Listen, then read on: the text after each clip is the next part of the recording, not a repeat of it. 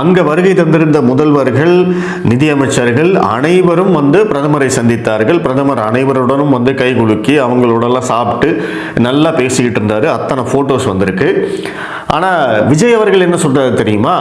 திமுக தங்களிடம் தஞ்சமடையத்தான் வருகிறது என்று தெரிந்தும் பாஜகவால் எப்படி அவர்களை கொஞ்சி குழாவ முடிகிறது அப்படின்னு கேட்கிறார்.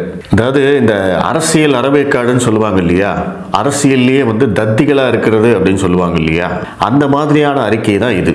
முதல்ல வந்து இந்த மீட்டிங்ல வந்து திமுகவும் இல்லை பாஜகவும் இல்லை, அதை முதல்ல புரிஞ்சுக்கணும். இது வந்து நித்தி ஆயோக் உடைய கூட்டம்.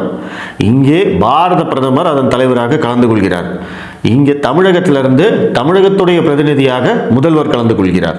அப்போ நம்ம வந்து இங்கே விமர்சனம் செய்யணும் அப்படின்னா தமிழக முதல்வர், பாரத பிரதமர், மத்திய அரசு இப்படித்தான் விமர்சனம் செய்யணுமே தவிர இந்த கூட்டத்துக்குள்ள வந்து நீங்க திமுகவை நுழைத்து பாஜகவை நுழைத்து இதையெல்லாம் செய்யக்கூடாது. இதெல்லாம் வந்து ஒரு அடிப்படை அரசியல்.